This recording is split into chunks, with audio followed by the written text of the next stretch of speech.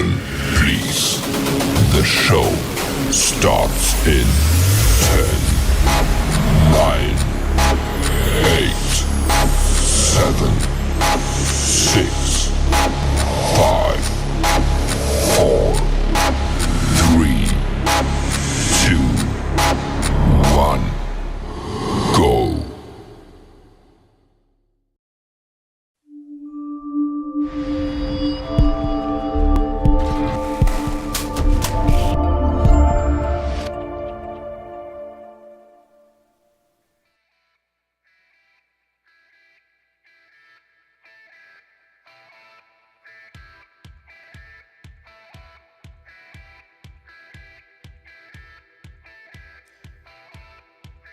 And now, coming live from the Middles Rex and Rod studio, it's the Outdoor Show with your hosts, the three amigos, Scott Biscobang, with special in-studio guest and co-host Nick Faber, and everybody's favorite potato, Drew Biscobang.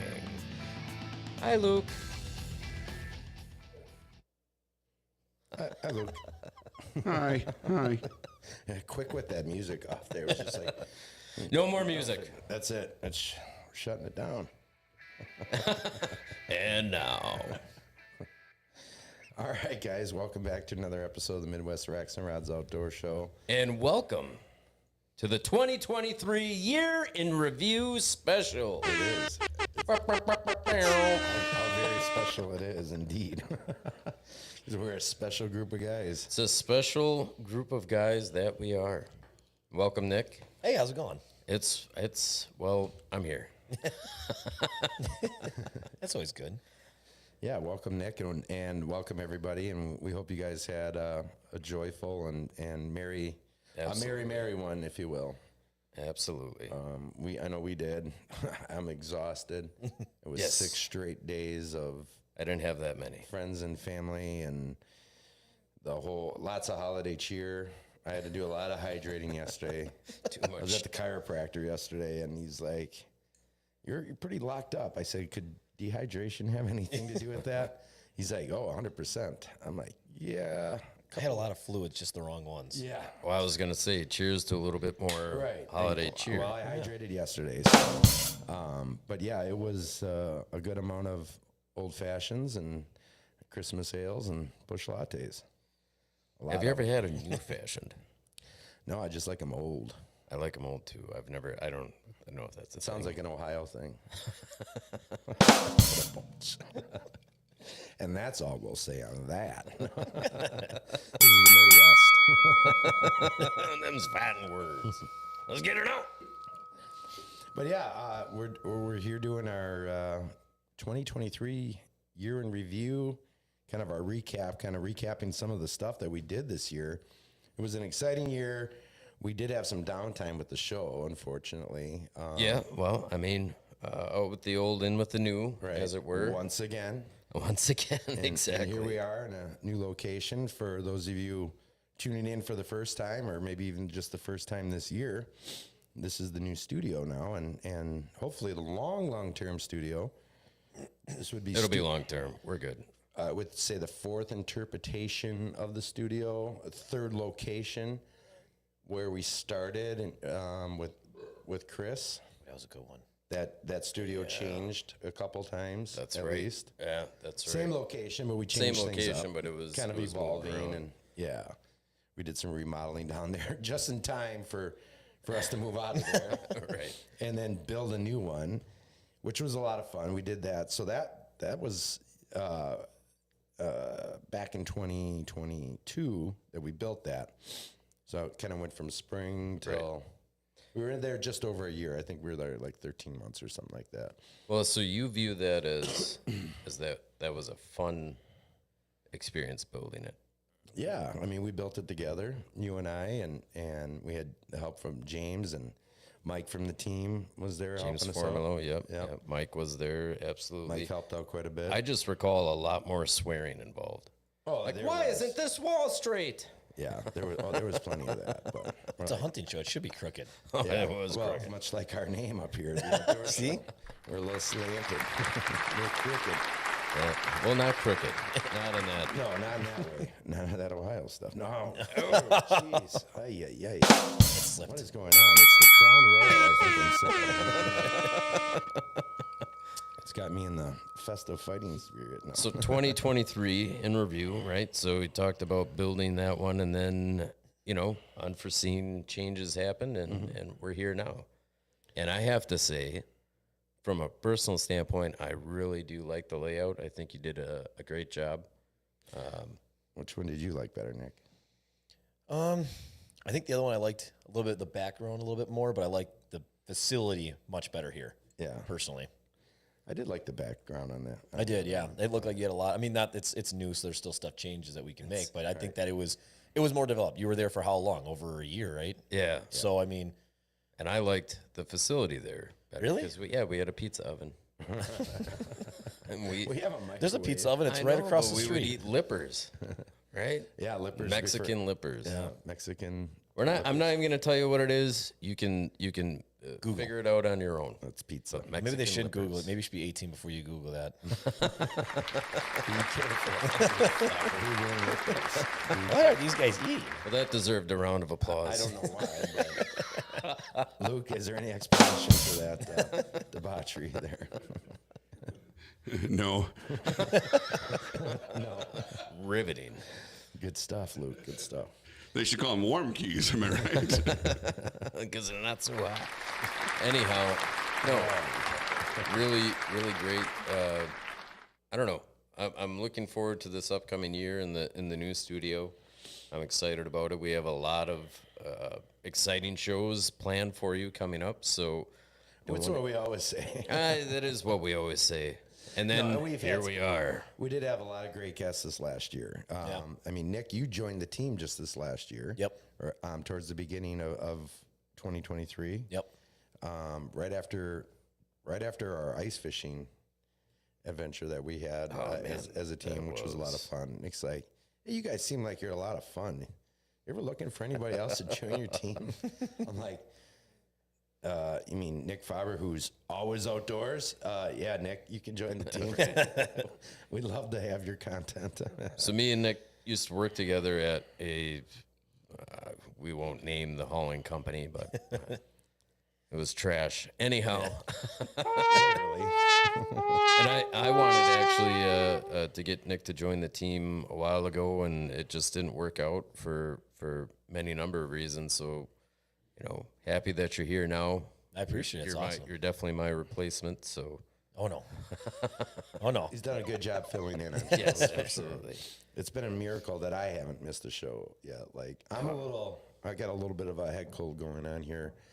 Every time I talk, I feel like all of a sudden it's just right there in my nose. But Right. I mean, I feel pretty fine. Other than Oh, that's good. I can't breathe on my nose right now. I had that last week. Oh, okay.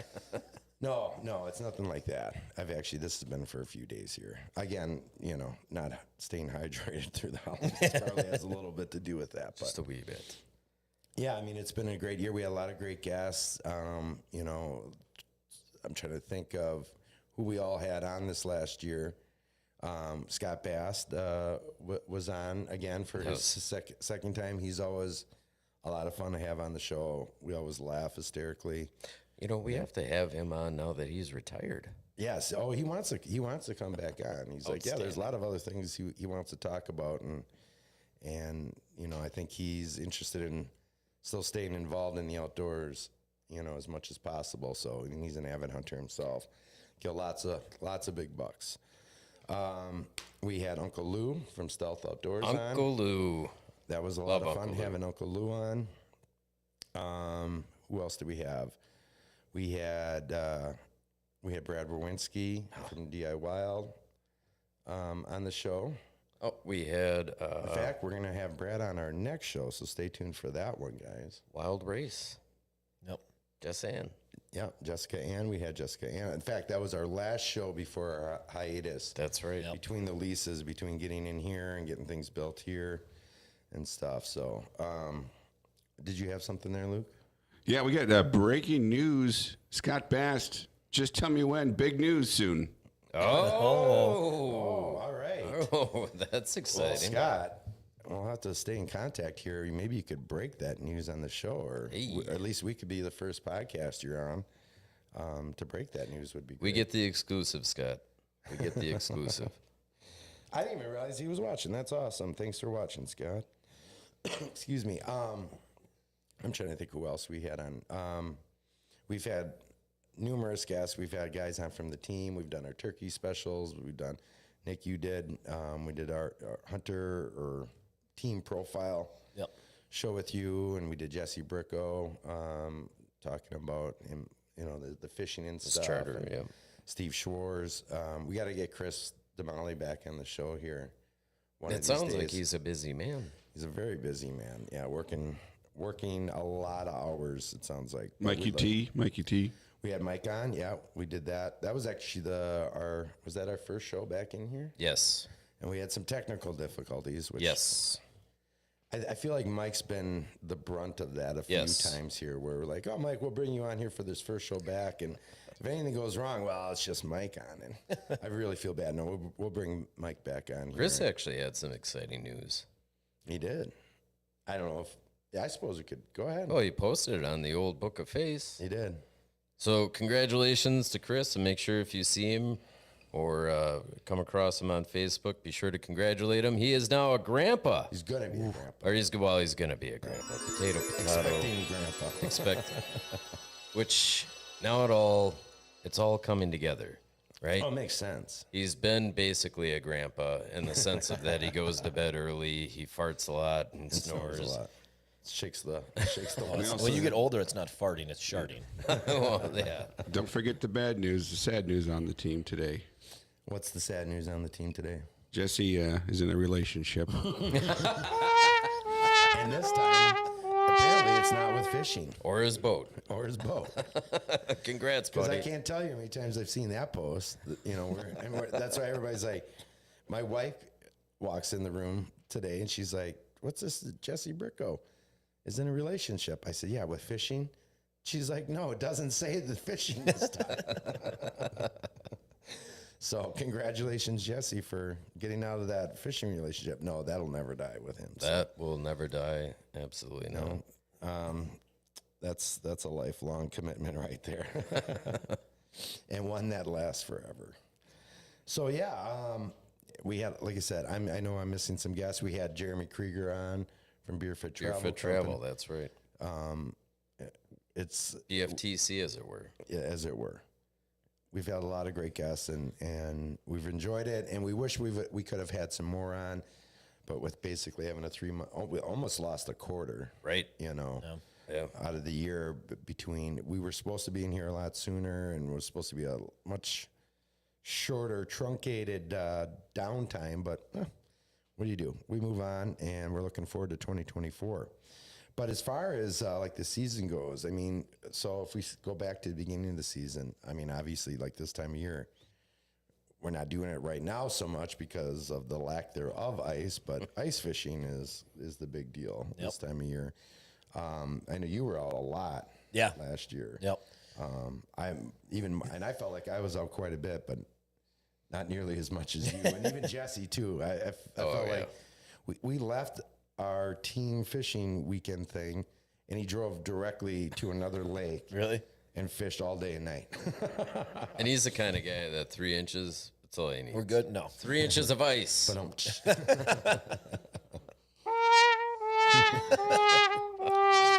Sorry for whoever he's in a relationship.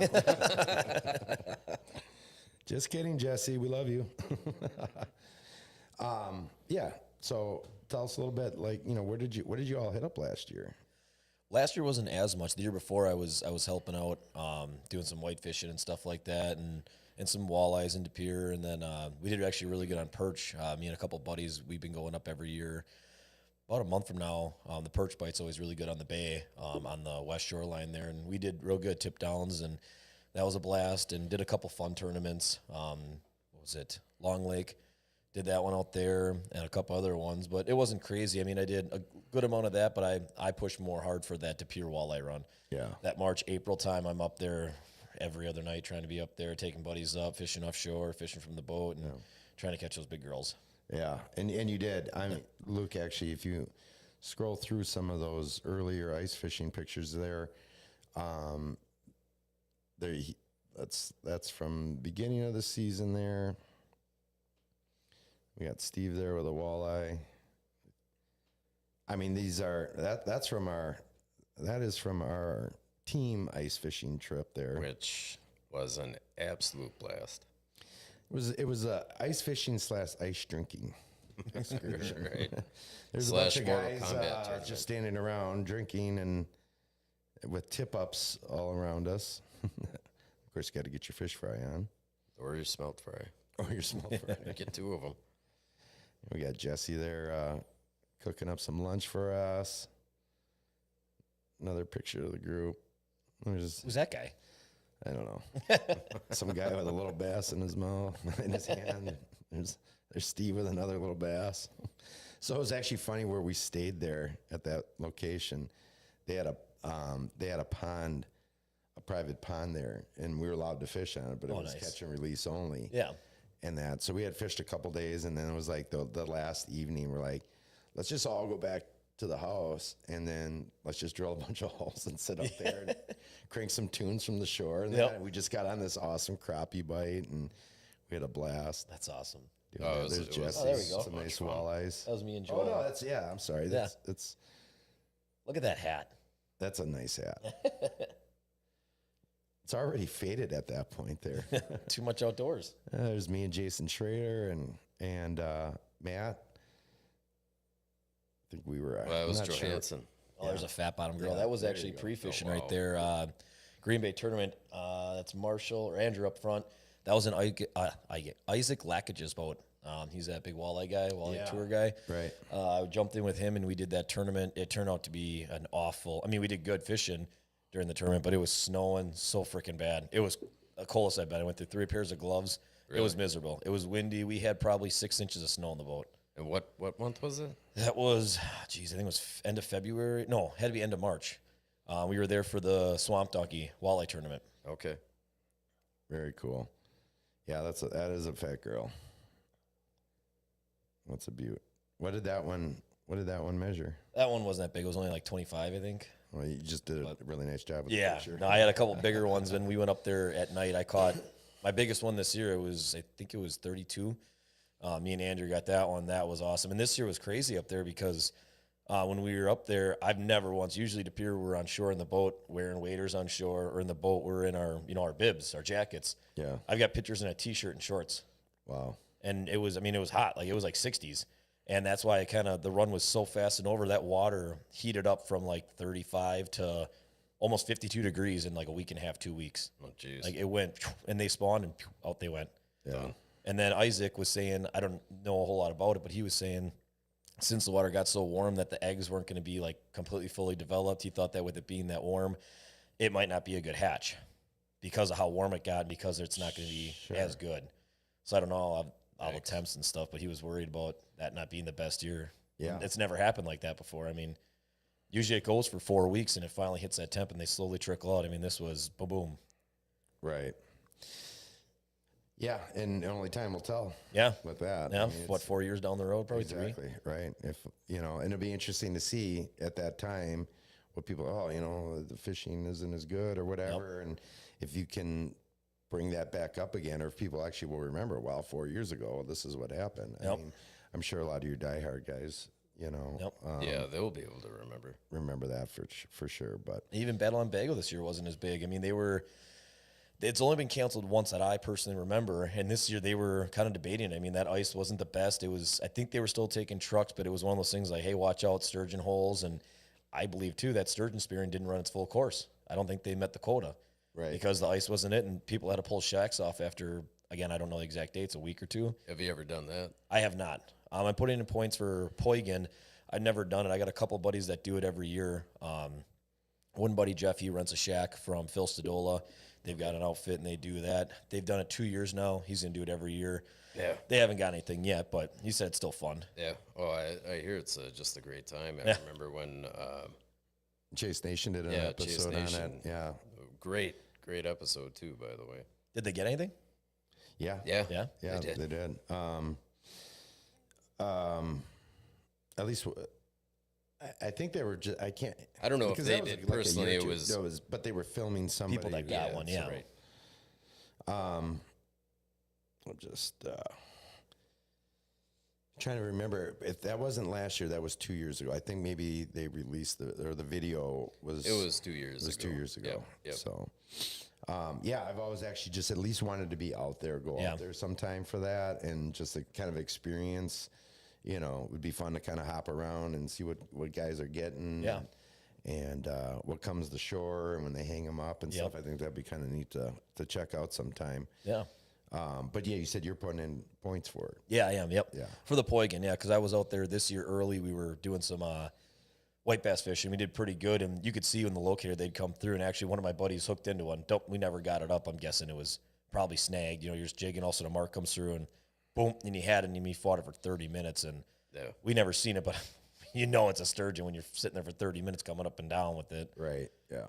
But That's wild. yeah, I can't wait to get on the ice if we ever get any Yeah. around here. I mean, right now, even today, I mean, it finally got into the 30s. yeah, And we had a little bit of snow here Yep. down in southeast Wisconsin It this morning. sounds like But it's gonna hit 40 again next week. yep. That's Yeah. what I saw. I mean, I don't see any four-wheeling ice or even snowmobile probably for 3 weeks. I would say 2 weeks. I mean, this next week too. Here, it's not much colder. no, I think the 10-day looked like Yes.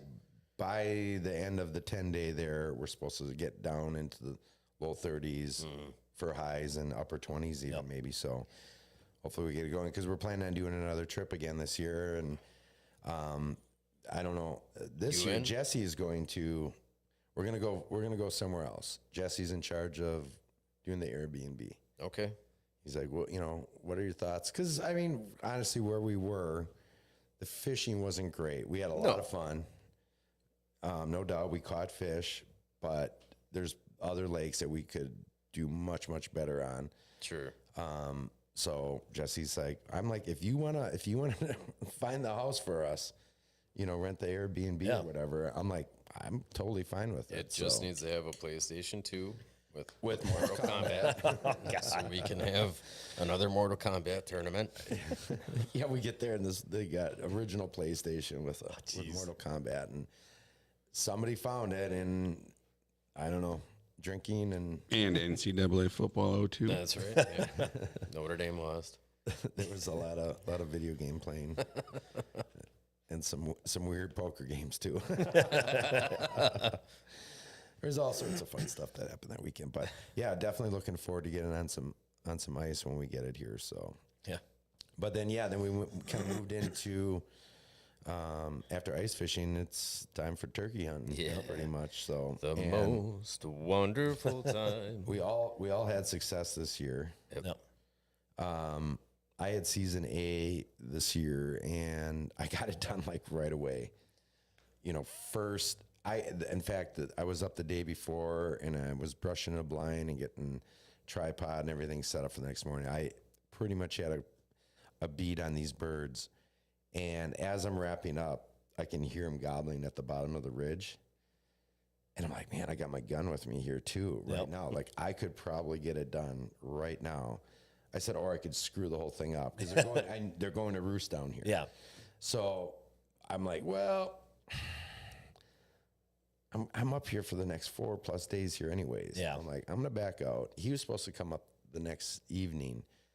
So not the next morning, but when I went out and I got everything up, and first 15 minutes, as soon as they flew down, I had one come right in, and it was done. It was like 6:45 in the morning. I'm calling you up, and I'm like, Yeah. so I know you were planning on coming up for the next 3-4 days here, but I'm like, I'm done. I'm like, we can hang out. There's work to do up here. I'm at least gonna stay another night Yeah. and another day and get some work done on the land, He's like, oh, no, I'll see you next weekend when it's my week. So I went back up, and then that following weekend we got it done. Yep. On your bird.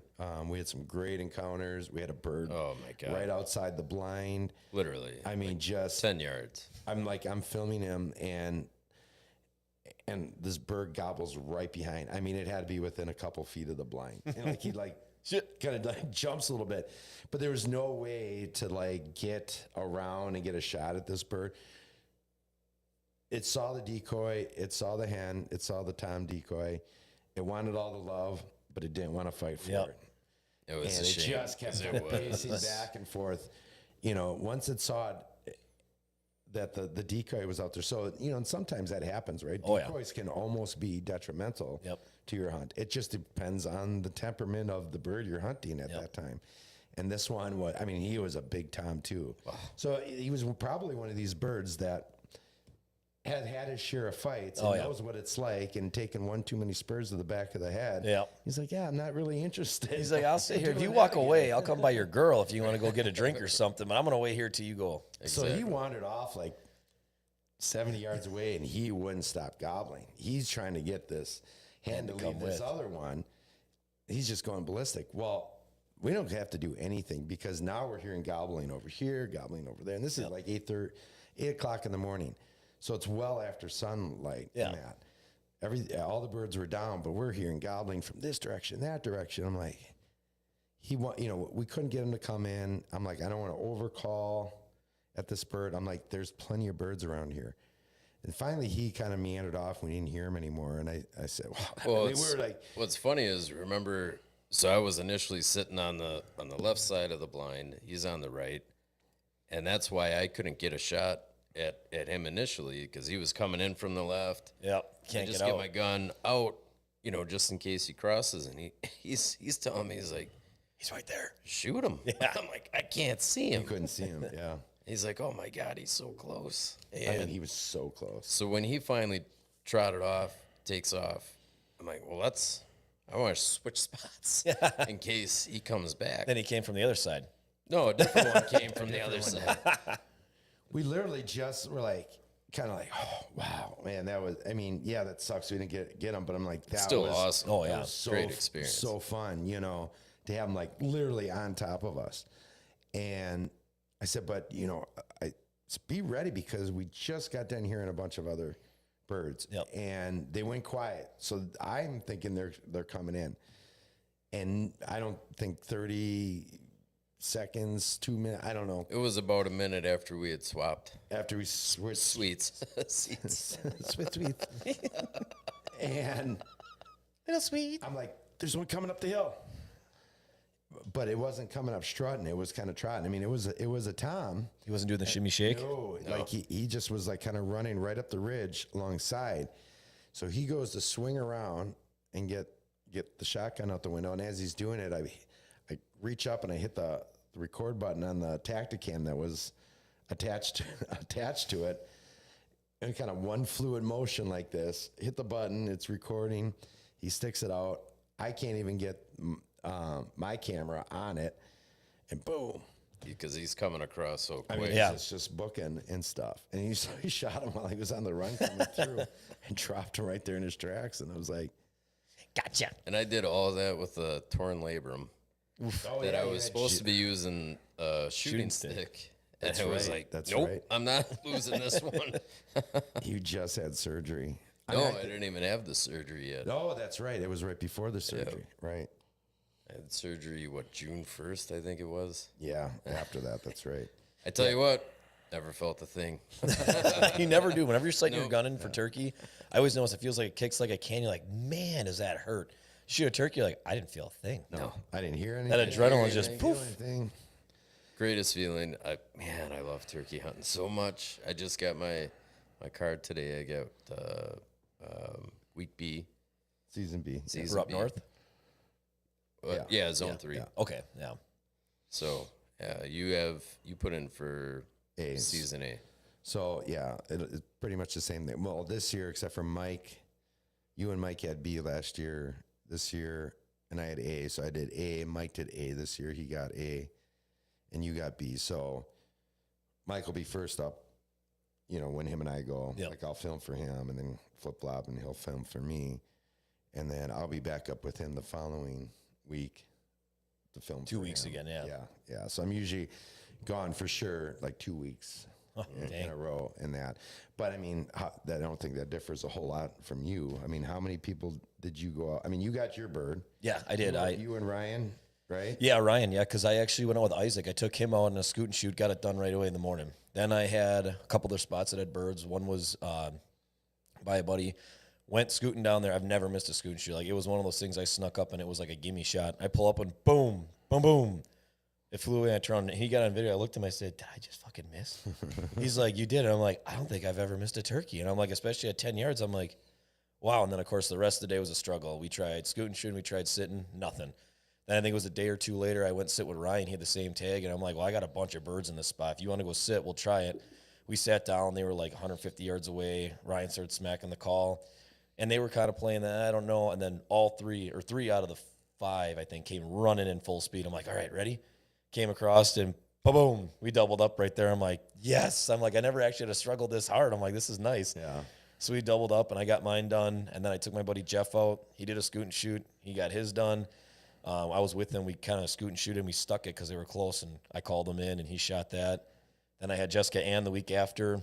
Yep. Had a great field, same spot where me and Ryan shot ours. The birds were sitting out there. I knew they were going to roost, so me and her crawled together with our 2 scoot and shoots. I don't know why. It was hot. I wore shorts, and I went across a plowed field. Completely ripped up my legs. Came to find out, too, we were sitting in a poison ivy patch. Oh, so I nice. woke up the next day when I took her out because she ended up sneaking up, and then it was a further shot. She shot low. She was trying to, after crawling for 30 minutes, pulled up, and she shot just low and missed. So then we went the next morning. I woke up, I'm like, I got ivy. Yeah. Oh, no. Oh. Nothing. So I had poison ivy, and I'm like sitting there. We got to the spot. We set up the blind, and before we started calling, they're right behind us, gobbling up in the trees. I'm like, I knew they were there. And she got this one on film. It should be coming out on her show 2024. I'm guessing around the turkey season. And same thing happened. So I'm sitting on the left. She's sitting on the right. Cameraman's behind.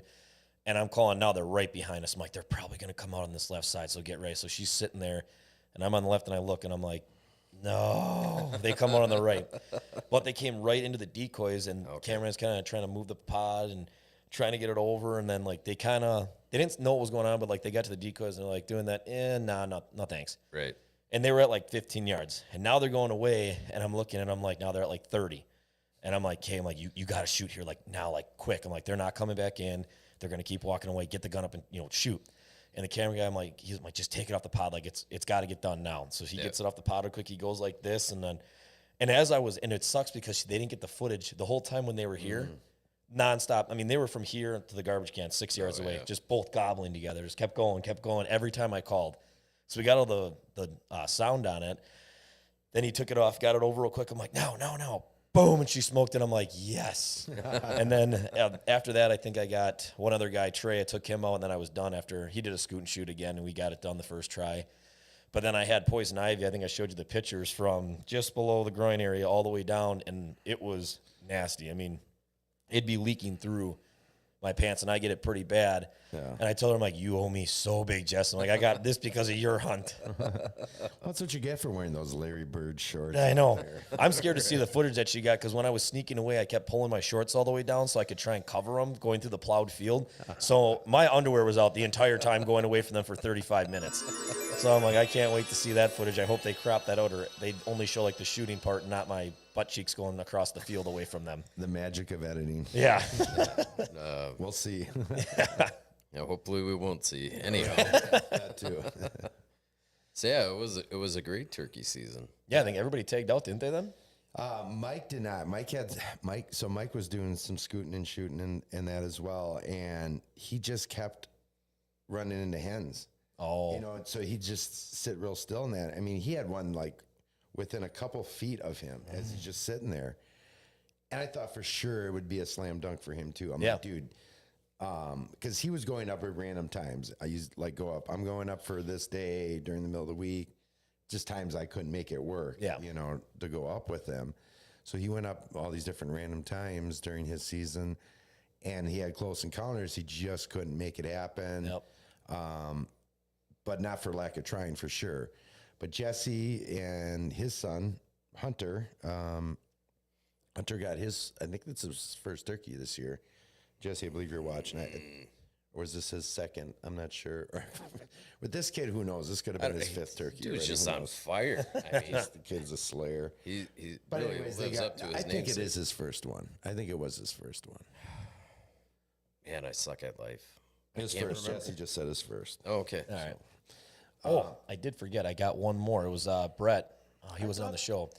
I took. He had a client, so Brett's a guide. He guides for that, and I decided. He hit me up. He was struggling. He couldn't finish it. Kid had last day. I said, we're scooting shooting then. I said, I haven't scouted. I don't know where to sit. We're gonna drive around. Drove around to one of my spots. We scooted up, and kid's never shot a bird. And he was. I shouldn't say a kid. He's like 22, I think, 23. Yeah, he's a kid. And yeah, I guess, yeah, we're old. And he was shaking. We came up on these two, and they came running to like 35 yards. And it was kind of high grass. I'm like, dude, shoot. Like, you got, he's like, I can't calm down. I can't. And I'm like, you got to get it together, man. This is it. Like, this is scooting shooting. There's no time to sit here and debate. Like, you need to sit up and shoot. He did, and he ended up missing. And we're driving like crazy. And he's like, I can't believe. He's like, I'm done. I'm not getting one. I'm like, dude, we got time. We got like 2 hours left. We're going to get it. Went to another one of my spots. I got permission on the neighboring land where I bow hunt. And I'm like, there's a bird sitting there, a tom by himself. I'm like, it probably won't work. Usually when they're by themselves, it's not the best success for a scoot and shoot. I said, we're going to go. We snuck through the woods. We came up on this hill, and it was like some weird green grass about, I don't know, that tall. And I'm like, we got to go on an angle. It's just over this hill. So we're crawling. I stand up at the decoy, and I look. I'm like, dude, he's right there. He's like 100 yards away. Okay, we're going to keep going. And we're probably still 15 yards from the plowed field. And we're going, and I've never had a turkey in my life come this close. Like, I honestly, out of defense, almost smacked it with the decoy. So I'm sitting there, I'm like, hey, it's coming, and he's like, I can't. He's shaking. I'm like, dude, get it together. This bird is here. So I'm sitting there like this because I can't stake it in because the grass was, again, 2.5, 3 feet tall. So I'm sitting there, and I'm like, okay, I'm like, he's at 40 yards. I'm like, whenever you're ready, calm yourself down. You can shoot at any point. And he's still coming. I said, so just whenever you stand up, he's going to be 30 in. And I'm like, okay, dude, he's at 20. Like, I can't. I'm like, now, like, you need to shoot now. And also now it's into the grass. So it's like 10 yards away. And I'm like, dude, you need to shoot now. Like, you got to shoot. Comes in, and I'm not kidding, Drew. It was from here to your foot away. And I'm like, God, you need it now. Like, you need to shoot. Like, it's coming. And we're talking that loud. Turkey's going to get me. And I'm I like, want to get spurred here. it got from here to you away, your hand, your left hand away. And I drop. I said, shoot, you got to shoot. He pulls up the gun like this. Boom. Misses, it's going away. And I'm like, shoot, keep shooting. Thing's running full speed, shoots and misses. Last shell, it's just about to jump up and fly. Took a couple flaps. Boom. And he smoked it and dropped it. I'm like, I'm more excited than him. He's sitting there like, what? And I'm like, oh my God. I go running out there. I'm like, you got it. And he's sitting there. He's like, how did I hit it? I said, you didn't aim. I said, I don't know how you hit it, but good job. I'm like, it's dead. So he was tickled pink. That was the last one of the season. Yeah. Right. And like I said, I've never had a turkey come that close. Like, I'm sitting there. I'm like, this thing's going to start spurring and go nuts. So I literally turned the fan completely sideways. I'm like, ah. And he, like I said, he was like this. I watched, I looked at him, and he's like, He just boom. hip shot. Hip shot. That's intense. Oh, that was one of the coolest hunts I was on, but the most scary at the same time. Because I'm like, I don't know what they're going to do when they get that close, but Right. We it didn't was have- nuts. We didn't have anything that extreme. What was that, 2-3 years ago? When we were kind of on the high line, and we set up like this just mini ground blind. We're thinking about doing some scooting, and this big Tom pokes his head out of the thick, and we're like, oh, Hello. crap. So, yeah. And he pokes his head back in, and you start calling, and he keeps coming out. And so Peekaboo. you start scooting, and I don't know, he was 15 yards. 15 yards, and he pokes his head out one last time, and something, I don't know what he saw, and he hightailed it out of there. But Oh, really? I couldn't get the shot. Yeah. that was an exciting hunt too. I mean, you know, even when it's not successful, it's still successful. Oh, yeah. Because you're out there just having a great time. Yep. And I mean, nothing gets my blood going that much, especially with turkey on, man. Yeah. Love it. That's why I always tell people I recommend doing a scoot and shoot. If you've never done it, and it's easy to do, like people think you got to buy those expensive decoys. You don't. I do my own. I take a fan, do the same thing, bore exit, get it done. Once it's all done, I buy one of those cheap foam decoys from any store you can go to, Fleet, Cabela's, whatever. Cut it right in half. I take it and I literally glue it, zip tie it. There's other ways. My buddy does like a wood thing in the back, and I take the plastic stake and I glue it all together. That's all I do. Yeah. It works every time. It doesn't need to be fancy, and it will work. It's super easy, and I use it as a decoy too because it sits so low that these toms come up. I've had them kicking the crap out of it. Oh, sure. Oh, I lied again. I did take out Coot's son, Aaron. Yeah, I was gonna say. I 'cause did felt another like one. There was like a half a dozen. That was the click hunt. Yeah, Aaron, right? Yep. Yeah. So we had that Tom come in. We got video of it. I've actually got a video on my phone of it beating the crap out of Ryan's decoy, the Jake. I think it's a DSG. He hit it so hard it poked the stake straight through the decoy, and the decoy went to the ground. And DSG. Oh yeah, my god. and he pulled up because he shoots left, so he's using my gun. And on those Benellis, the Super Black Eagle too, if you pull it down just a hair, it'll lock that action out, so the shell will go click. It gets it just out, so it won't go. So we're like, yeah, shoot, click. I'm like, reload. We're all yelling in the back, and the turkey's now like, oh my god. So he goes, gets the other one as it's kind of running away, boom, and he smokes it. I'm like, I look over because Ryan was with me. I look over at Ryan. I'm like, oh man. I mean, we still had time. He had 2 days he could hunt with me, but that was the first sit, and we got it done. And another great bird. But yeah, I keep forgetting the ones that I do. That I think is the last one. I think so because I think that you had almost a half a dozen. It was just like you're sending me all this stuff, like Yep. all these birds that were getting killed. I'm like, It was awesome. I like taking people. I like seeing them get excited, especially people's first birds like that. I mean, it's Right. It's awesome. I mean, they treat it like it's a buck like that. They're so pumped. it And is. I mean, because you're so far removed from deer season already Yeah. at that point that it's just like it's everything. yeah, At that time of year, It is. To be yeah. There's looking nothing to after hunt. turkeys. I mean, coyotes, I guess you can year round, but I mean, there's nothing to hunt until September 1st, goose. Yeah, exactly. And it's a blast. I Yeah. thoroughly enjoy it. So yeah, then after that, I mean, it's time to we got open water fishing. Yep. Open water fishing, yeah, And- which you did a lot of this year. I feel like Yeah, more I so than years past. Yeah, I went up when I shouldn't say I wouldn't say more than years past, but More on the river. more in the river. Yeah, more kayak fishing than I normally have done in years past. But to get up northern Wisconsin a few times, fishing up there, catching smallies and stuff, which is always a lot of fun catching yeah. smallmouth. Yeah, it's fun catching largemouth too. But a lot of catching smallies and northerns and stuff on the river kayak fishing, different sections and that through southeast Wisconsin. And that I go with a friend of ours, Matt, who we posted some pictures of and stuff there, and he went on our ice fishing trip and stuff last year. And I mean, he goes constantly, Yeah. any chance he gets. And so we went out quite a few times. I went out with Brad Wawinski and I. There's Matt right there. That's us. One of the Johansson. days. Yeah, with a small smallie there, but yeah. The thing this year though, with how dry it was, is the river was so low. Yeah. You know, I mean, it so- affected a lot. I mean, the water was warm everywhere. I mean, even on the Chippewa when we did our summer trip, a lot of weeds and stuff. And talked to one of the locals. He said the reason why there's so many weeds is because the water was so low, the ice froze down lower than it did, and it pulled up a shit ton of weeds. So we were trolling, we were casting, they were just everywhere. I mean, we still did really good. We usually do. I mean, it's a great system. Yeah. But we never had weeds the year before or the year before that. This year it was caked. Like every 10 minutes, 15, I'm reeling in our boards when we're trolling. You can only use one per person for walleyes because it's a musky lake. So it affects for muskie too. So we can only use one each. So me and my father, we brought Chase a couple times so we could run 3. But even if we had 6 people on the boat, you can only run 3. Okay. So we still did good. We caught our walleyes and we did some pan fishing, but we went for pike and bass like we usually do, and it was not very good. And we talked to locals and they said the same thing. Like it just wasn't a very good year. A lot of not rain and warm water, and they said that they moved to different areas and it wasn't like it used to be, but I think everybody kind of struggled this year. Honestly, it wasn't what it was. Yeah, it definitely. I mean, the river. I mean, we're talking like the Milwaukee River and stuff. I mean, Yeah.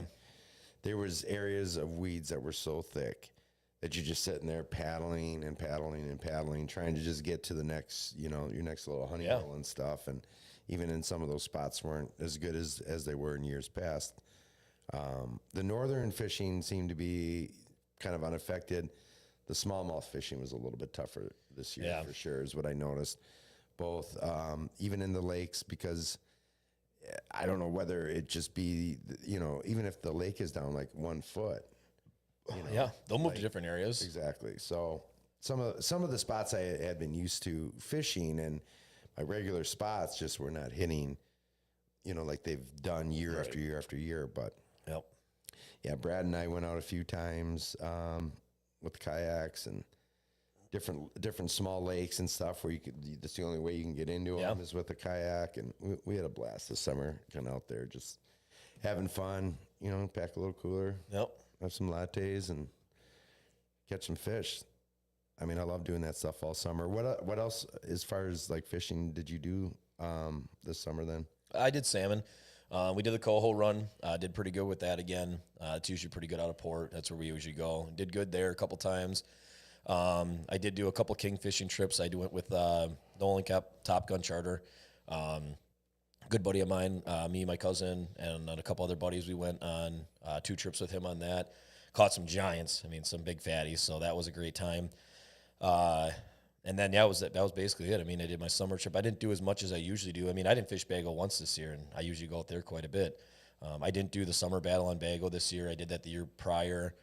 That was a great time, but it's also very expensive. I think it was like $500-600 to get in. It's a 2-day, and after What kind of boat do you have? I got the duck boat. I didn't use mine for that. I got that 17.5 War Eagle. When I did that tournament, and usually when I do the other tournaments, I go with my buddy Jeff Neal. He's got and his brother have a Stratus 18.5 foot with a 150.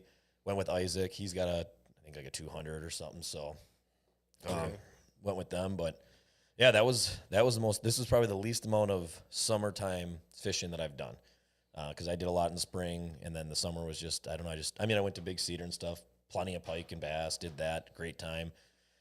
Yeah, that was it. It was a slower year, and I went up a couple weeks ago to De Pere, and that was a pretty drag. I mean, my buddy Mike and Drew were in another boat. I think they ended up with 3 walleyes, and then we only caught. I didn't catch a single fish, and I've never been skunked there. My buddy Matt was in my boat. He caught a walleye and a whitefish, and that was it. I mean, it was. Wow. I want to go back up. I'm kicking around this weekend, maybe going up there. They are doing really well right now, trolling below the 172.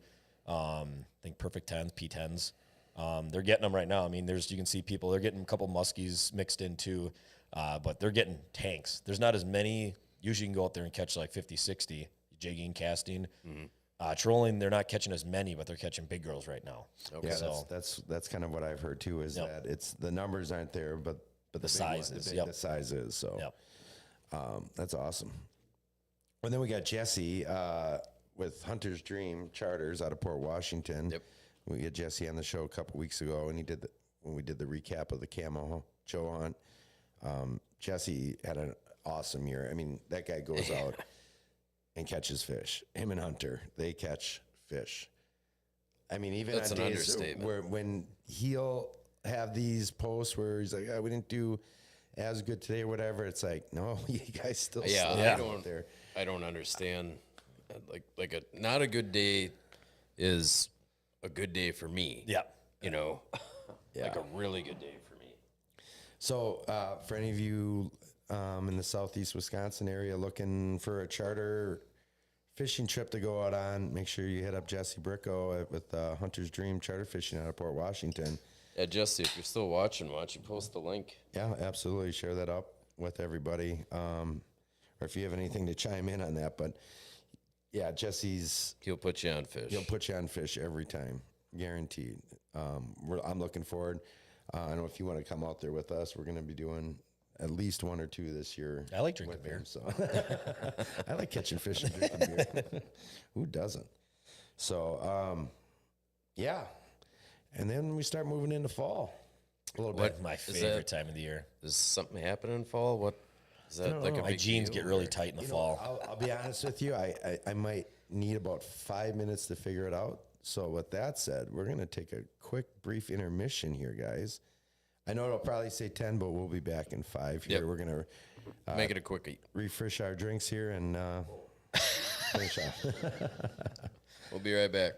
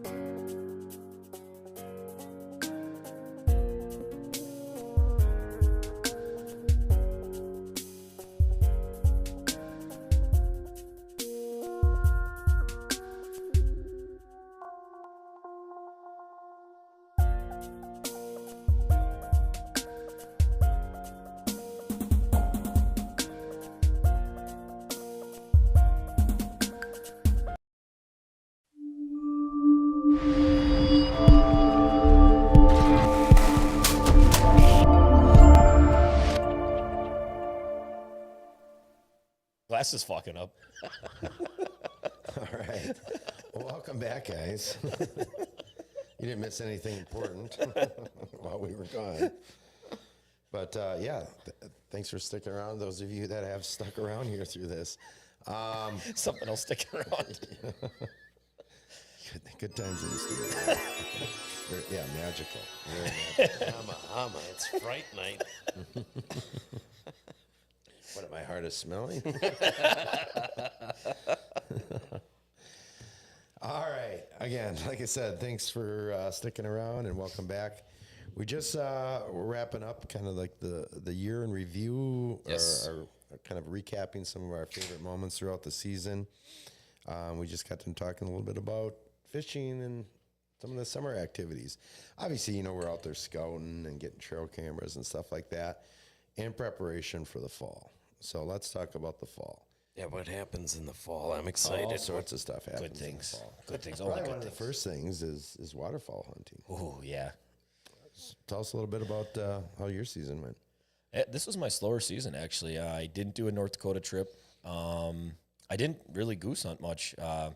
There was a lot of pressure this You year. hear that, guys? The second he joins the team, all of a sudden everything got curtailed. Right. Sometimes outdoors. Yeah, it started slowing down.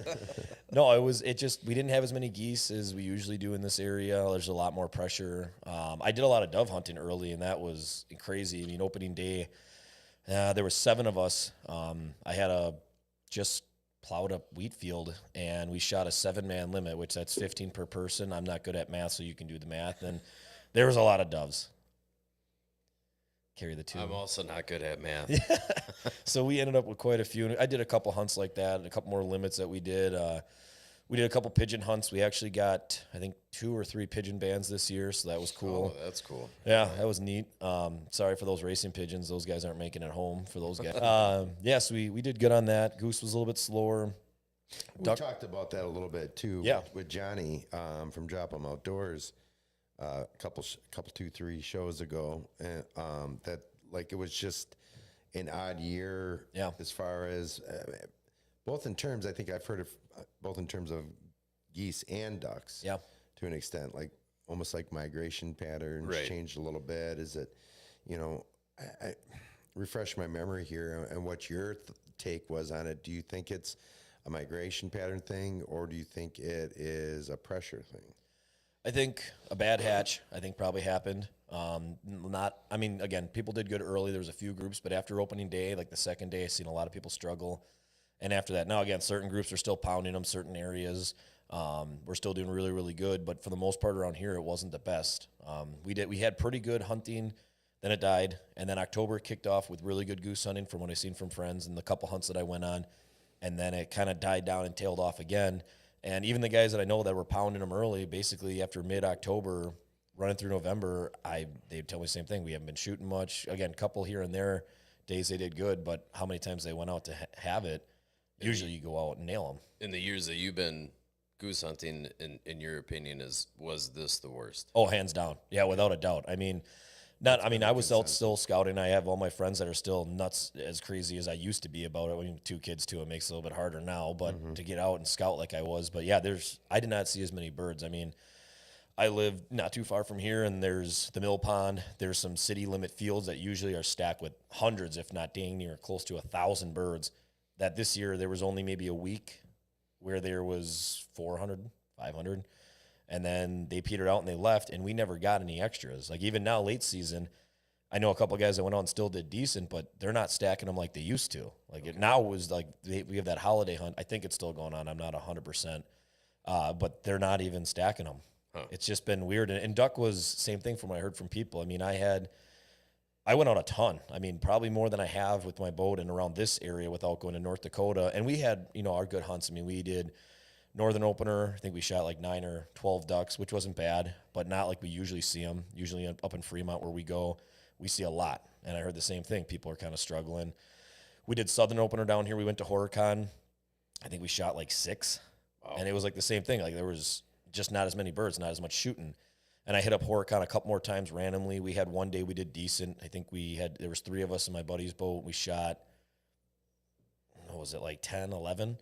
So it's still good, and we got one goose, but it was kind of the same thing. And then my best hunt, hands down, was I went a week too early. I should have waited, but we still went up. We ended up going Thursday, Friday, Saturday, and came back Saturday at lunchtime. And we actually ended up doing more fishing than anything. We did perch fishing on the river.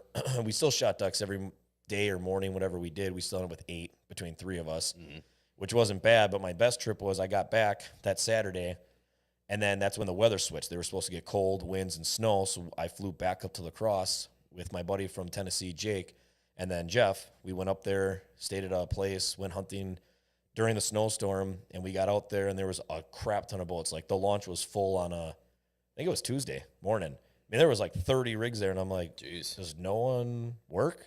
And then I found out when I talked to some locals, when that weather switches like that, everybody calls in, takes off, and goes out there. And I can see why. We shot a 3-man limit, and I think it was hour and 15 minutes. And we shot our limit like quick. Like, we were picking like perfect in-your-face shots, and we weren't taking any extra ones. We were dropping them, and we got a crazy mixed bag. We got canvasbacks, bluebills, or a bluebill or 2, teal, mallards, widgeon, gadwell, and we seen pintails, which is what we really, really wanted, but those things are so sketchy, they wouldn't come in. And we tagged down, we're like, this is great. Tomorrow we're going to pound them again. Well, lo and behold, we went back, and it was snowing, and I didn't have a cover for the motor. So the morning we woke up, went out, and I didn't think anything of it. I just got that boat last year, or the year before, 2022, and I didn't use it in any bad weather. I used it in De Pere when it was cold and nothing happened. Well, we get to the launch, we launched my boat, started up, all of a sudden, my tilt and trim switch don't work. So I can't even drop my mud motor in the water. And I'm like, it's low enough where I can get us with full speed. I mean, we'll get there. And I went like this to squeeze my handle. My entire throttle was ice. It was a brick. You couldn't move it. Oh, no. And then I called my one buddy, John, who has the same motor, and he's like, you got any, WD-40 or anything? He's like, it sounds like you're screwed. He's like, and if you squeeze too hard, you'll destroy the whole throttle system. Right. So I'm sitting there, I'm like, I'm not messing this motor up. Like, this whole boat is expensive. I'm not doing anything to break it. So we sat there, and I'm like, well, we're done. Like, to anywhere to go, we can't paddle. I mean, that boat's way too heavy. So we had to call it. Came back early, and we were driving back, and I said, well, if the motor's unthawed, we'll stop in Beaver Dam, and then we'll go to Horicon. And we did.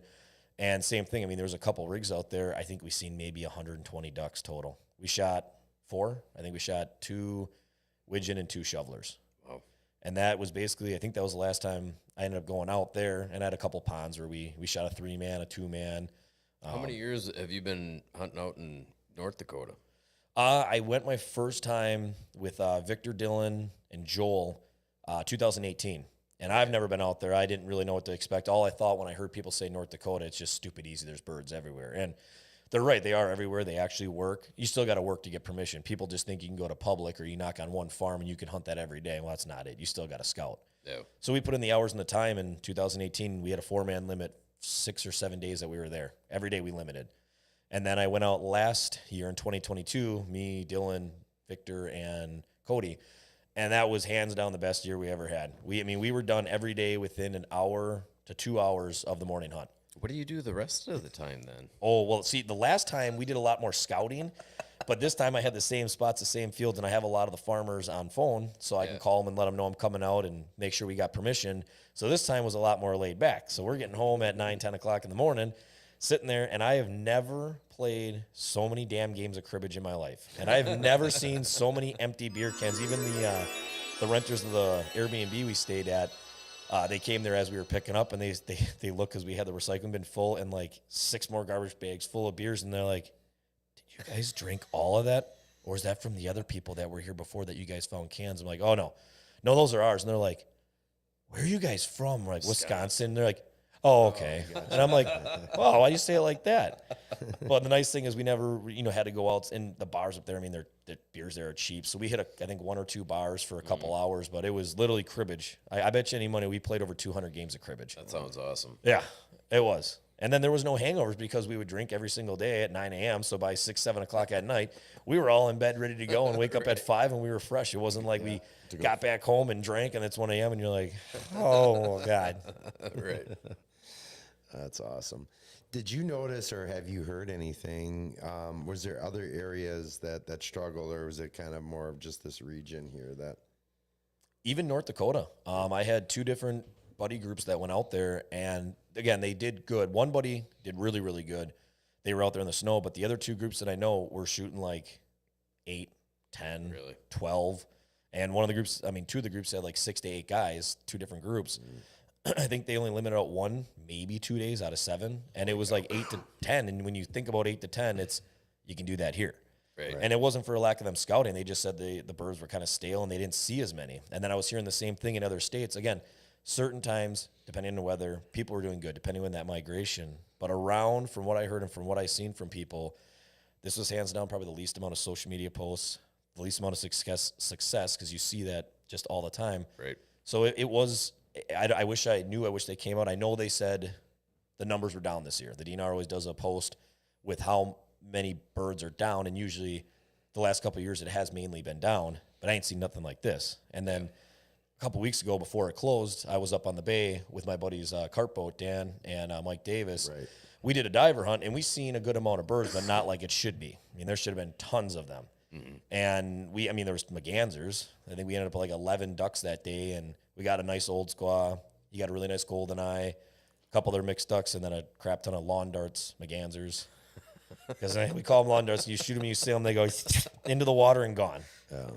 But yeah, it's just, I don't know. From all around, from everybody that I heard, I didn't hear one person say it was amazing. Any real thoughts or conclusions as to what? I mean, if it's a migration change, that's a pretty big difference between, the eastern part of Wisconsin to North Dakota. Yeah.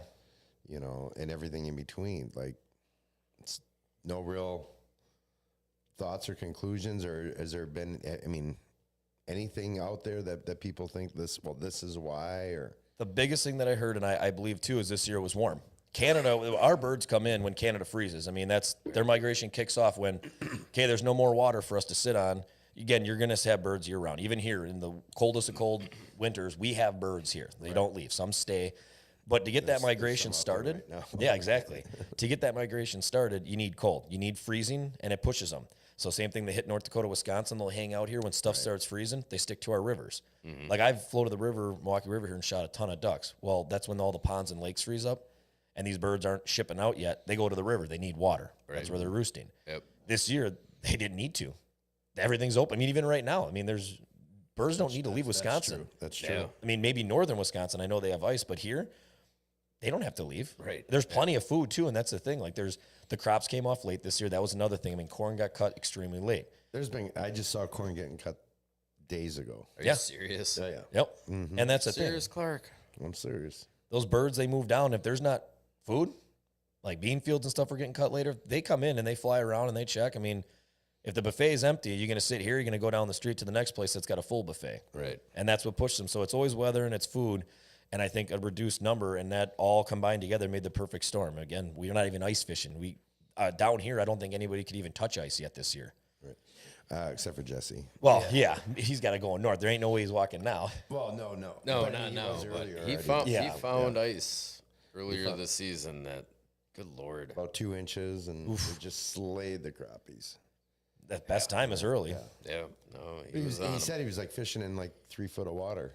Holy too, cow. So he's Well, like, probably the warmer water there. Yeah, Yeah. he's like, so even if something happened, he's like, Yeah, you wait belly deep, just keep breaking your way back. right, exactly. But so, all right, so that's waterfowl hunting, Yeah. and then we moved into Then what happens? what happens after that. A 30-point buck. I feel like there's something. I feel like something happens after that.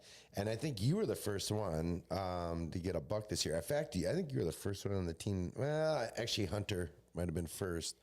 I think he got a deer this year during the youth season Yeah, he did. with Jesse. Pretty certain he might have gotten 2. I don't know. He did. Yeah, that kid might have killed 5 deer, I think, this year. I think 2 bucks.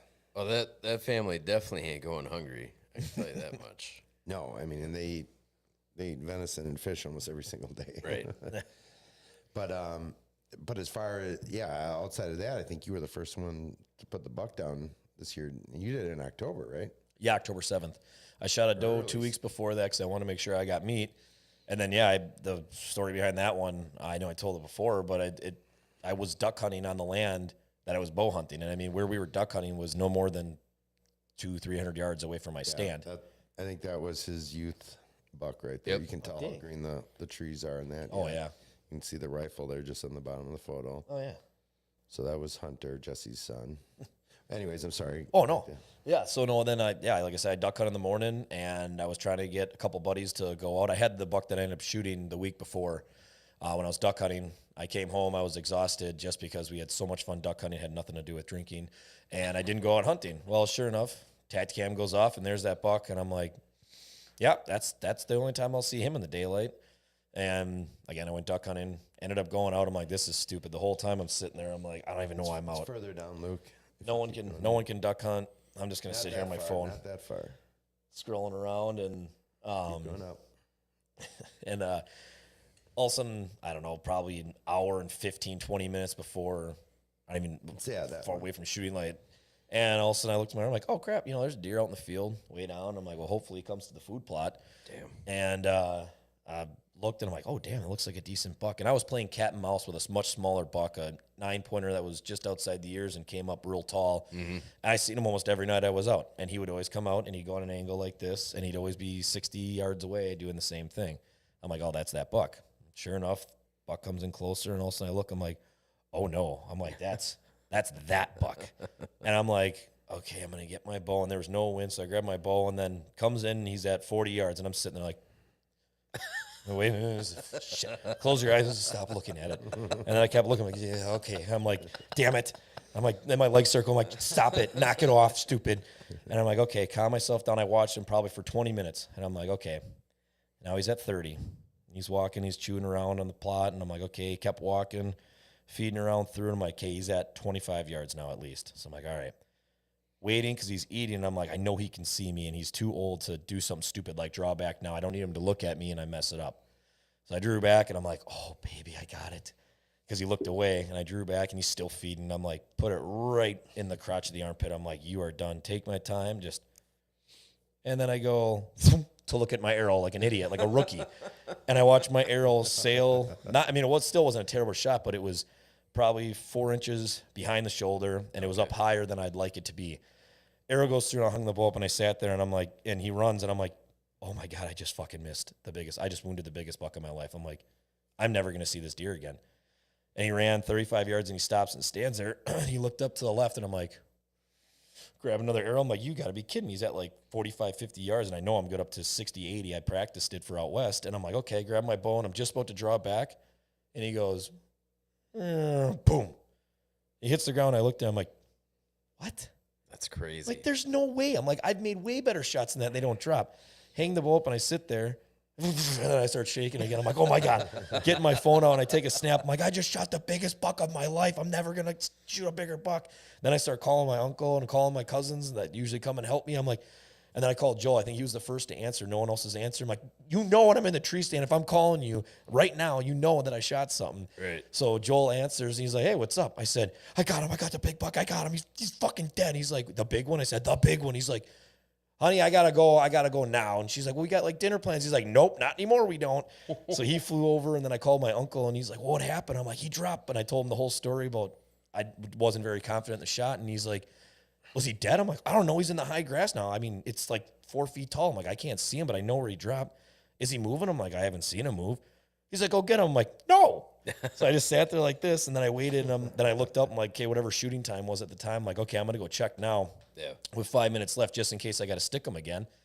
So then I get down, and I don't think I touched a single rung on the way down. Just to the ground, grab the bow, knock it, and I'll run over there real quick. And I'm like, okay, he's like right here. So I draw back, and I'm walking up, and I'm like, there he is, okay. And he's not moving. I walk up, and I kick him, and I take 2 steps back.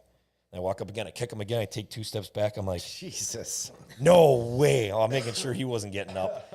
And then, yeah, then obviously pictures and everything after that. And I'm like, I picked him up, and there was a little bit of ground shrinkage. When I called everybody, I'm like, it's a 150, 160.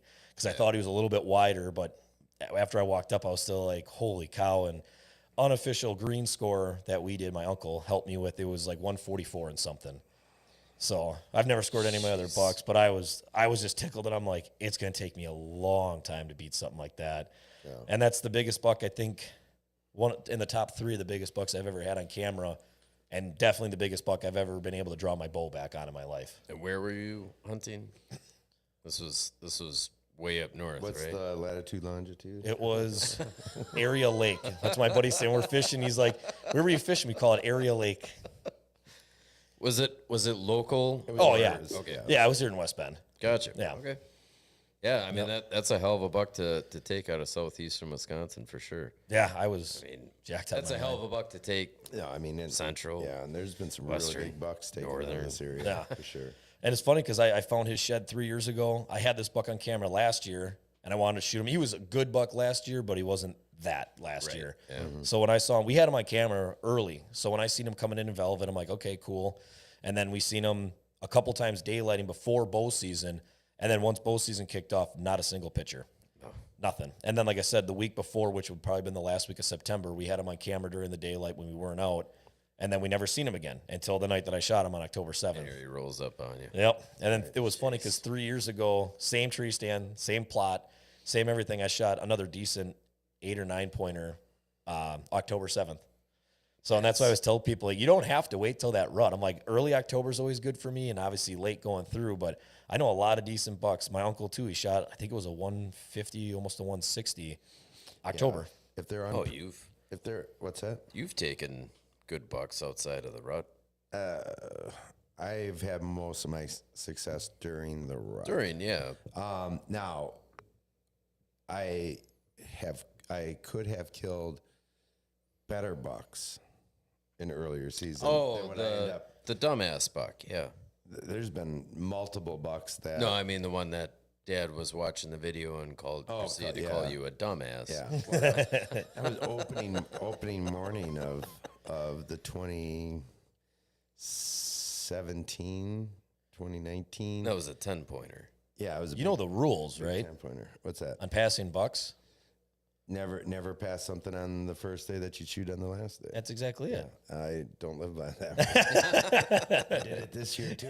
I passed on a 10-pointer that same weekend that you shot yours. Oh, really? I passed on a 10-pointer only to shoot busted up 8-pointer. That guy up there with all the busted tines and stuff and that. Yeah, I don't know. It's a sickness. Yeah. It's a disease. You know, you can still go out like this year. I was still going out during the rut. You can still go out and watch him. You can just wave to him and say hi, but you can still sit. I know. I was going out on doe patrol, but I'm like, I'm not missing the rut. Like, I'm still going to watch the action, have a good time. Even I can't shoot now. I'm going to watch it I happen. should maybe change my mentality to that a little bit.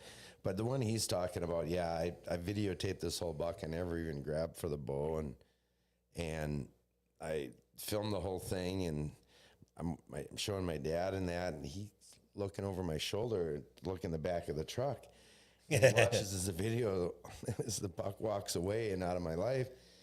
He goes, "What the hell? Why didn't you shoot that?"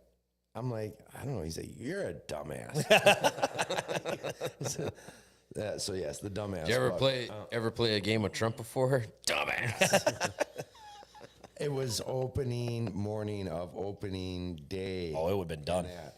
But at that time, there was 2 other bucks that I had on camera, and I had somewhat patterned. This guy was actually number 3 on the hit list. Okay. So there was actually 2 other bucks. I mean, I would have been really happy with this buck. I wish I would have taken him, now. Yep. Because I don't think I shot anything that year. Yeah. Because of, holding out. And then the number 1 buck on that list was taken on opening morning of gun season by somebody else on our lease, who at the time was in bow hunting. Jeez. And I get the text. I heard the shot from down the swamp, and I knew that's where he was living. Yep. It's a tough spot to get into for bow hunting without busting him out of there. Yep. And I had multiple encounters with this buck in late October and early November, bumping does around. He was a monster. But and a young buck too. Right. Young. Yep. Yeah, he was. But just and good genetics. genes. And I thought, man, if he could make it, another year or two, boy, this buck will be this Stud. buck will go 170, 180. Jeez. Yes. He had all the genetics. He had everything. Everything about him was just. And I'm like, and he was a 2.5-year-old. I promise you, this buck was a 2.5-year-old. almost Jeez. 14 points, and that thick. But I mean, I shot a doe that same day, and my doe dwarfed the body on this deer. My God. I shouldn't say dwarfed, Well, but I mean, but I mean for a doe to a buck, like of that caliber. Yeah. And that I'm like, I mean, he might have been, he might have been a little run down from the rut by the time gun season came around. possibly. So there's a possibility. I don't know if he ever got, it aged or anything. He might have been a 3-year-old. And quite honestly, probably was. I mean, he had the body of a 2-year-old.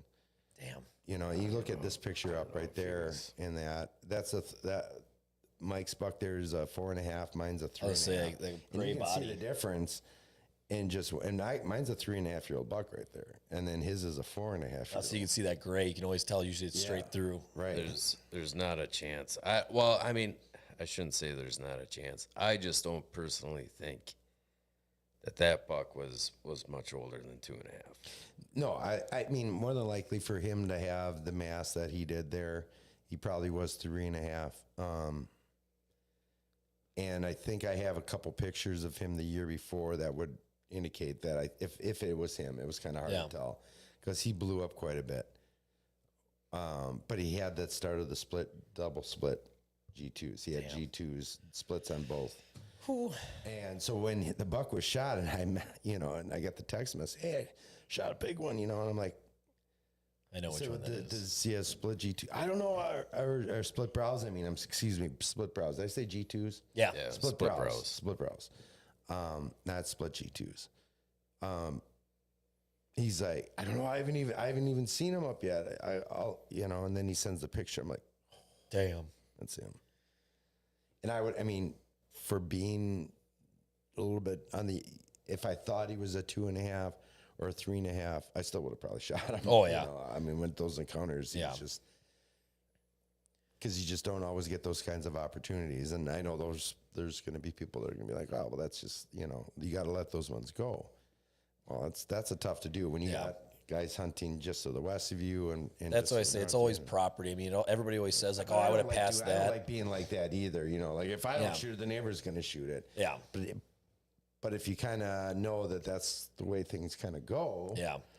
That's why I always laugh when people like have something to say on someone public or someone with like a 4-acre property that they hunt and like, why'd you shoot that 110 or 120? It's like, guy, I'm hunting with like 6 other people within like 400 yards of me. Like if I keep waiting, like there's no such thing as deer management there because they shoot anything that walks past. Right. Not saying again that I shouldn't, but if I see a nice 120 come through, I'm shooting it because I'm not going to see anything bigger. Because if I do, it's probably going to be dead before it gets to me.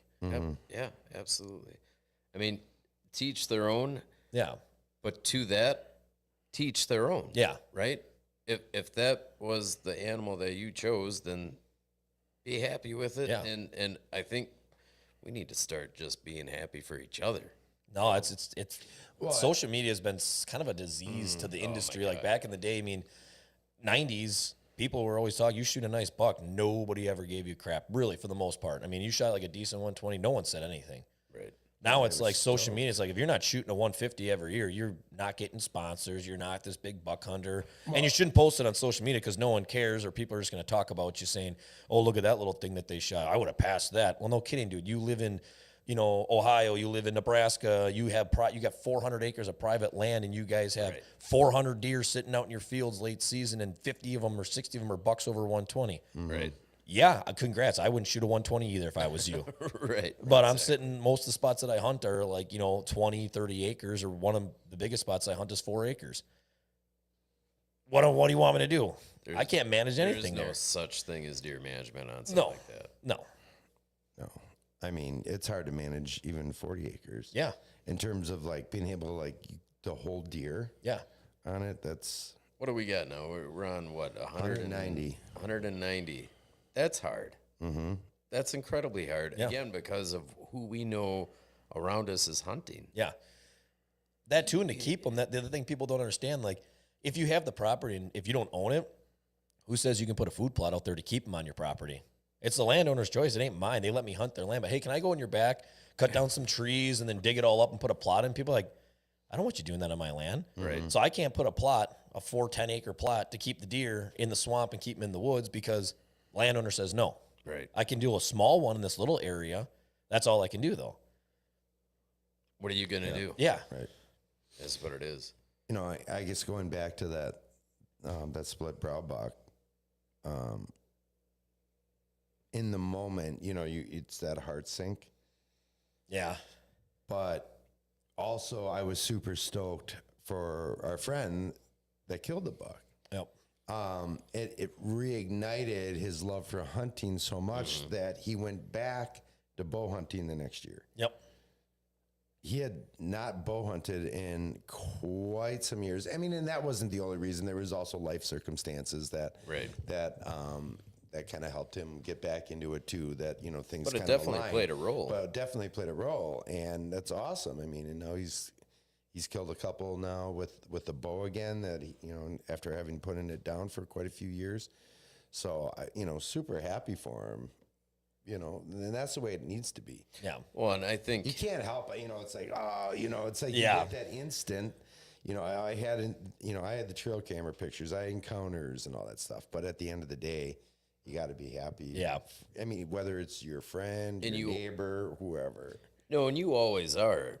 You know, I think if anybody has the right, you know, and this is just coming from a very personal level, if anybody were to have the right, there'd be two guys in particular just hunting the parcel that we hunt. So our lease is divided into two, right? Okay. And there's very dedicated hunters to the other parcel, and they're great guys too. But But we hunt- can all hunt the Yeah, either and- property. Yeah. Either property, but we kind of, for the most part, stick to our own Yeah. as our own to some degree. But at the end of the day, you and Mike put the most amount of work into maintaining the property, scouting the property, the cameras, all that, watering hole, you name it, to where I feel like if anyone's going to have an ounce of, Yeah. it should be these guys. Yeah. And never once have you ever really portrayed that. You've always been excited for any of us, whether it's the dogs that I shoot or you know, whatever. You're like, yeah, dude, that's awesome. You know, and I think that to me it's important, and I bring it up a lot. I know I do. But it's important to me because if you didn't share that enthusiasm, I wouldn't have the same level of enthusiasm to hunt for myself. Yep. You know, it's No, that camaraderie that you're going for. It's that support, that the help, I mean, if my brother wasn't into hunting the way he is, I wouldn't be the hunter that I am. I think it's important to have that old school mentality, like we talked about there, or like you had mentioned there. You know how it was in the '90s. Yeah. You're just happy. You're excited. You Yep. get stoked. I mean, guys talk all the time about how they want registration stations back because they Yeah. enjoy seeing what Showing other it off, guys that's shoot, so listening much. to the stories and stuff like that. And that's what it I should miss be about. back tags. I know. Me You too. know? But in a way, I saved though- all my old ones. He probably did Oh, too. yeah, for sure, 100%. But to an extent, social media is that registration station. But yet, for some reason, now we feel emboldened to That's a great point. talk smack or criticize and belittle and be judgmental. Why? Yep. You know, would you have been that judgmental with somebody at the registration station? That's a great point. You know, sharing a beer? Yep. No, I had the same thing way back when I first started getting Instagram. We were hunting on a property that my father-in-law's brother owned. And we only hunted a day and a half for gun deer when I went up there. That was it. So Brown was down because we have a day and a half. And we all ended up shooting like forks and spikes that year because we wanted to save does. That was his rule, just bucks only. So one year we just said, okay, we'll shoot a couple small meat. So at the end of the day, I like to shoot. I mean, do I want to shoot a 160, 200 every year? Absolutely. Yeah, I'd love to. I mean, if I had the opportunity, did I shoot those 3 deer? That means I'm not going to see them. No, because he's got a road right there that half of them get killed on. The neighbor's got a plot across the road that has all the deer sitting over there, and he doesn't have the property to do that. So we got that. But again, that's why I said, like, I've never commented a negative comment on someone's post, maybe joking to my friends, but Sure. I'm not going to Oh, comment we've all on done someone that. shooting. Like, there was one on, I forgot, Midwest something bucks, whitetails. It's on Instagram. He posts, the guy that runs it posts all the bucks. and whatnot. And someone, I think probably in her 20s, 30s, first deer ever was like a fork. And it got a lot of like, and there were some people like, why the would you shoot that? And it's like, who the hell are you? This guy just got out doing his first time hunting, shot his first deer. I believe it was with the bow too. So even more props to him. Hell yeah. And you're going to make fun of him for shooting a fork his first deer? I'm sorry. What was your first deer? Your dad must have owned 400 acres of prime land and you shot 160s. Right. Remember where you come from. And before someone posts something stupid or comments something, before you know what land they hunt, don't say a thing to them. If you're not their friend, you know, you're joking at the bar, don't say anything. If you got nothing good to say and that buck's too small for you, keep it to yourself. Congrats. You shoot bigger bucks than me. I hope you sleep well at night because I do without you. And honestly, you know, right? Honestly, do we even know that hunter's situation? Is that seriously providing? I mean, How much time do they have to hunt? Yeah. How much time do they have to hunt? Is he feeding a family? Yep. Right? At the end of the day, those back Does straps. he have health issues? Yeah. You know, is he hunting public? what's his- That kid might have been hunting public for the first time. Props to you. I mean, I don't think I'd ever, if I had to forcefully hunt public with the bow around here, I don't know. I mean, if I saw a fork, I'd probably be shooting it too. I don't know if I'd even see a buck. It would take me forever to find. We've got great land here on public, but it ain't that great. Right. Right. Pressured? Yeah. And you're looking at There's- a guy that shoots his there's- first deer. There's good hunting. Yeah, there good is. hunting Sure. in that. And for many years, even throughout all these years of leasing and that, I made it a point of every year hunting public land with friends and stuff like that. Because that was our roots. That's what we grew up on, is hunting public land until we started leasing properties. Yeah. And I never wanted to lose that completely. I wanted, and, you know, obviously you get that when you go out of state and Yeah. stuff. But hunting public land in Wisconsin, and some guys that might rub them the wrong way, like, oh, so you have property to hunt, private property to hunt, or that you lease property, and you're still going out, you're being one of those guys taking up. I'm like, no, I don't do it a lot, but I do like to do it from time to time. Yeah.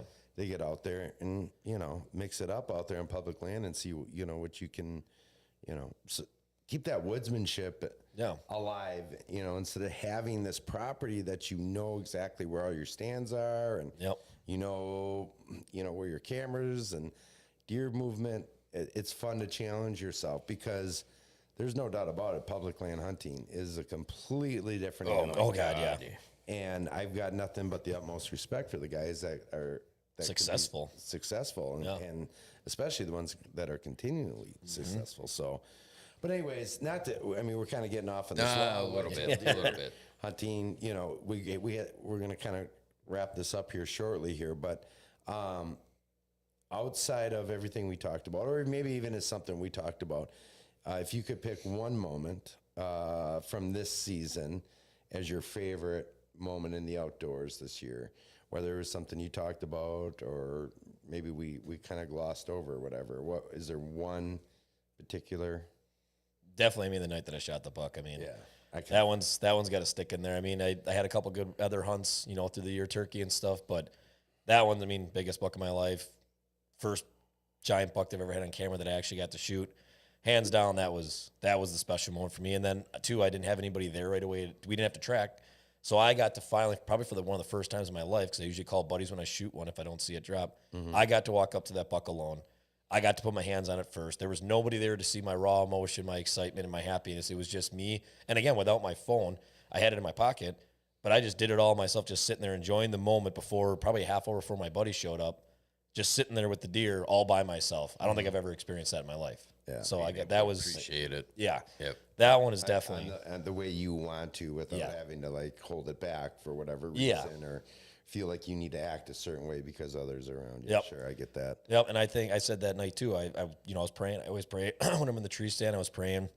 I was happy. I was praying to one of my buddies who passed this year. Watch over me tonight, guide my arrow if I get the opportunity. And like I said, shortly after I ended my prayer, the buck walked out. Probably 5-10 minutes after. That's crazy. Yeah, definitely that was an emotional night. That was divine intervention there. Yep. It was my number one. Very cool. For me, this year it actually would be probably Mike. Mike getting his buck this year. His I would say his biggest buck ever. Was that bow or gun? That was with bow. Okay. Yeah. Not that it mattered. I was just no. And he shot it about 24 hours before I shot mine, and then found it right before we went, right shortly after I shot mine the next day. Yeah. But he had I mean, he shot some really nice bucks out there, but he had gone through a dry spell Yeah. for a few years and was kind of, I would not say struggling or whatever, but just the opportunities weren't necessarily there. So for him to, kind of get some redemption this year was really, really cool, and see that excitement spark back up in him again. That hey, I still got it. Yep. They can't can do this. and it happened in a moment, kind of late in the morning, at a time where you kind of almost. I mean, it was during the rut, but it's at a time when you kind of least expect it. And he chose the spot based on some trail camera pictures that we gotten overnight on a hunch. And, he stuck to the plan and got it done. And, it was like, to me for 2023, I mean, there's a lot of great things that happened this year. I was, happy with my buck and your success during turkey and mine, and fishing's been great, all these different things. But I would say, that's to me, I get a big charge out of my friend's success. Oh yeah. When- then how often you shoot 2 nice bucks? You and your buddy doubling up, almost basically doubling up like that. Right, and to do the picture together like Yeah, that. that doesn't happen a whole lot. I mean, honestly, No, unless you're at some outfitter. or gun hunting. I mean, it happens quite a bit with Yeah, gun hunting. Sure, but not during archery. No. Very rare for archery. Yeah. for sure. So, Drew, what about you? What's your? I had a few. I mean, right off the bat, I think of our ice fishing trip. To me, it was almost like bringing deer camp to ice fishing. Yeah. So it was a great time, Yep. and it was just a really great team building experience, and being able to share that with everybody with Midwest was awesome. But believe it or not, I would actually have to say with the doe that I shot during gun season. And the reason why I say that is I had a very disappointing opening morning. Had a very nice, I'm not exactly sure on how many points it looked. I think it looked like an 8. It was really tall 8. And Opening morning? Opening morning. A doe came in. I had my sights on her, and then I saw movement out of Yonder? Yep. And he walked in, and I struggled sighting in my rifle this year. Really? And last year it was 3 shots, perfect cluster. Yep, we're done. To this year going through half a box and multiple adjustments, and I don't know if the scope is bad or something happened. I'll say probably scope, or sometimes ammo too. Like if you look, they don't crimp them all the way down, from what one of my buddies said. But I bet scopes, that's a lot better on optics. It's a little bit of an older scope. Yeah. It's pretty old. But yeah, and I missed this buck, and then on top of that, the doe didn't like run off, and had a shot at her and missed her too. And I'm like, what is going on? Like, My shooting blanks. and you beat yourself up so incredibly hard. So to be able to get a deer, I took a different gun out on Monday morning, and to get it done, it was like, okay, well, now I know I got to fix this gun because it's not me. Yep. And sometimes mounts too. I mean, those even come loose. A lot of people don't check that after shooting. Those screws will come out. And I think it's blue Loctite. I'll put that on my I think it's blue, the one that's not permanent. That's what I told you. I said, so when you were struggling at sighting in, I'm like, so did everything get tightened down then? And they're like, no, we didn't do that. Yeah. So I was like, I think it's when blue. he said But he had missed, I'm like, I mean, it could be that, it could be the scope. I mean, I think you got to put a better scope on that gun, anyways. it could be even adrenaline. I mean, there's times when you're just shaking so bad. If you're having that, you just I felt boom, pull that trigger from back here and you slam it back. Well, right, and I don't think you did. I think you pulled, you didn't squeeze, and I did feel good, about the shot. Not necessarily about how it all happened, because when I was finally able to get the shot on the buck, he was starting to turn and walk away.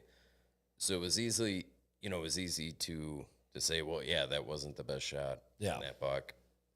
But the doe, I mean, we're talking 40 yards broadside. Oh, shoot, yeah. How the heck is this thing still standing? Cardboard box, yeah. I have time to reload my gun. And put it on you.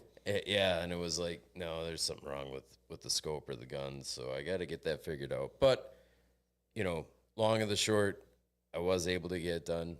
Is it a great deer? Yes. Oh, yeah. Yes, it is. Yeah. Right. Because it's delicious. It's dead. It's dead and in the freezer. That's right. So yeah, a lot of things to be thankful for in 2023, and I'm thankful for this entire team, and I'm thankful for all you guys as followers. Absolutely. We appreciate you greatly. We're continuing to get this thing to grow as much as we can, and we just enjoy doing this and talking amongst ourselves and talking with you guys, and it's a lot of fun. And we got some great things in store for this next year. We're going to be pushing a new merchandise line. We're excited about that. Some exciting guests. We're going to be kicking off the new year in 2 weeks. Our newest episode for 2024, Brad Wawinski from DIY will be joining us once again. I'm actually dog sitting for his dog right now while he's on a hunt in Missouri. So Boone, if you're watching this, I don't know why you are, because you're a dog, but don't chew on any of my shoes. I'm just kidding. Don't pee. No, he's an awesome dog. Anyways, so we wish you guys all the very best in 2024. Thank you guys who have been following us, for sticking with us, and we look forward to great things next year, right? Yeah, Absolutely. So Here's the 2024. here's the 2024, and until next year, always outdoors. Always outdoors. Thanks, son.